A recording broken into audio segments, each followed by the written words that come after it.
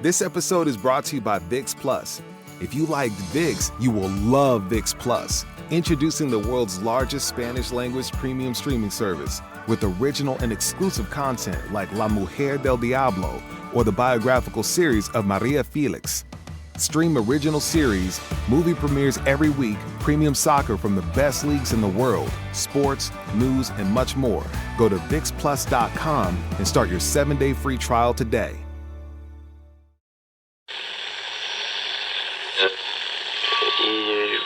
Empire.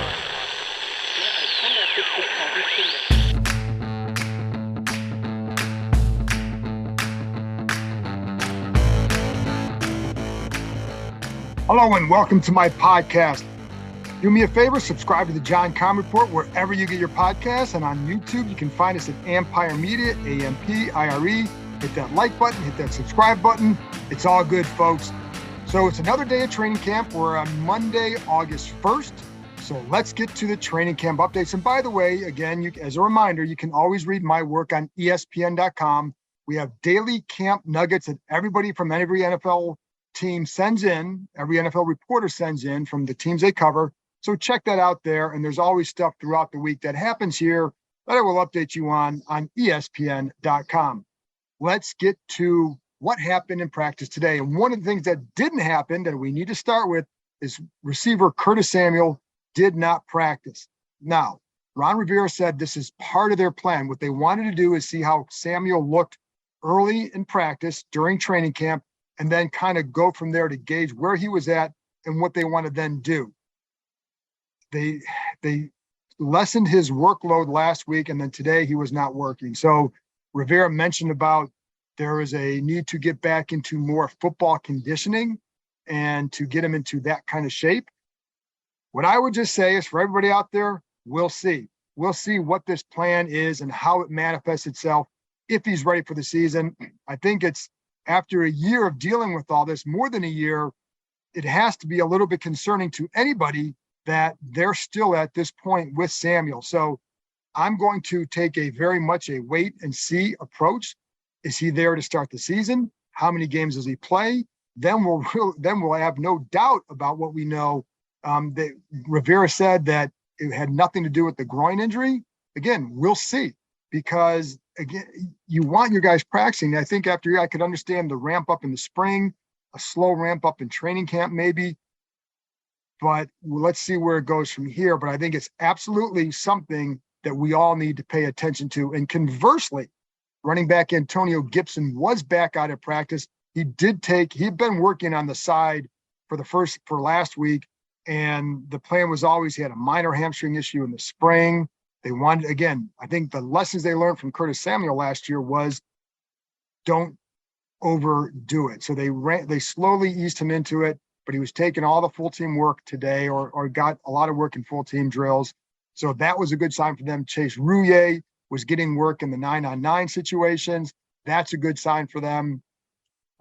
And the rest, they're off to the side. So there you go. But again, with Curtis Samuel, let's just take a very much a wait and see approach to see what this plan is. Is there what the level of concern needs to be? Let's get to what happened on the field today. So first of all, first guy I want to talk about is J.D. McKissic, the running back, obviously very good. You know what position he plays. So he had a move today against Khaleke Hudson in a red zone drill where basically cuts outside, gets a little stem, cuts out, gets him to thinking he's going inside. And just when Hudson bites on that inside move, cuts back outside.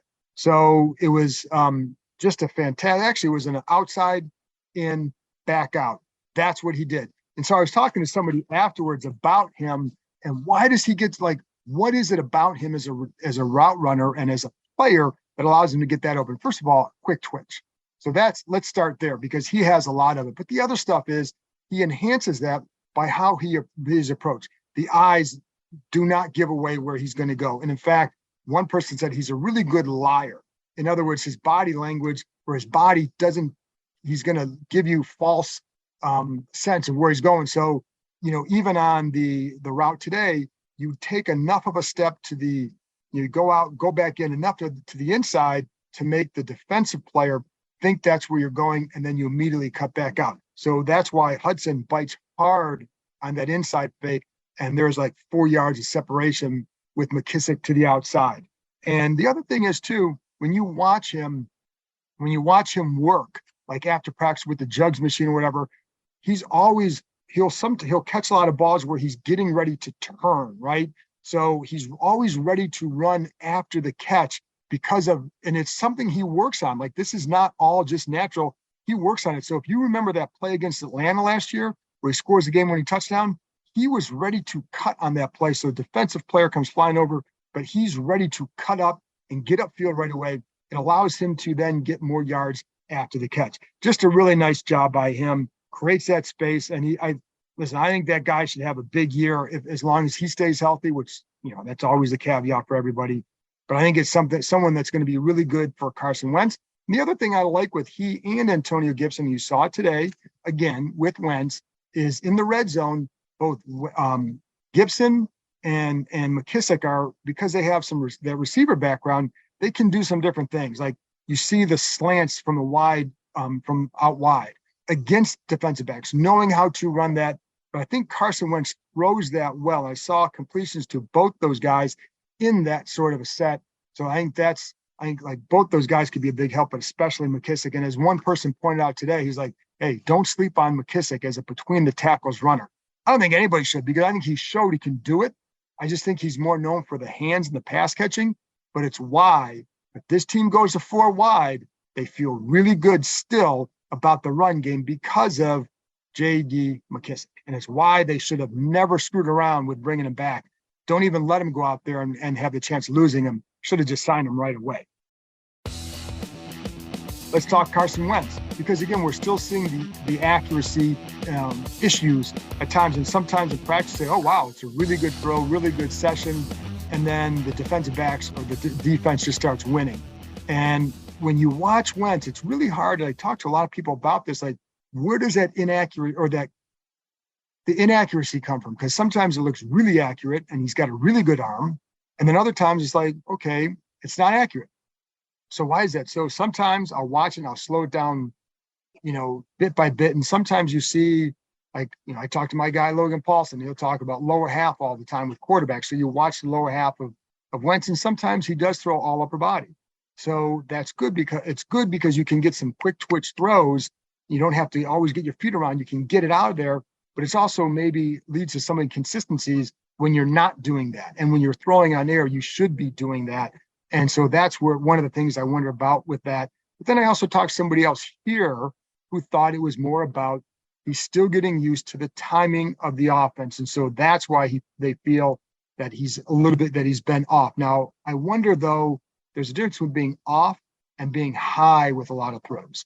The high part seems to me a mechanical thing sometimes, and maybe being a little bit too ramped up, but that's where he misses a lot, is high.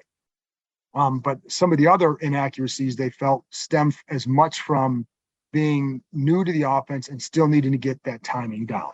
So there you go. The other thing is that the defense has applied pretty decent pressure. The offensive line has shuffled guys in and out.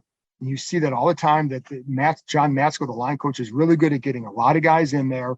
And so it can lead to some inconsistencies. Trey Turner hasn't been in there. Trace Rouillet hasn't been in there, the full team stuff. So they haven't even had their full line together. And the defense has been taking advantage without a doubt. And it was another good day for the defense. Cam Curl with the pick. He snagged one underneath Cole Turner. The other guy there was a play on this one too that involved Terry McLaurin.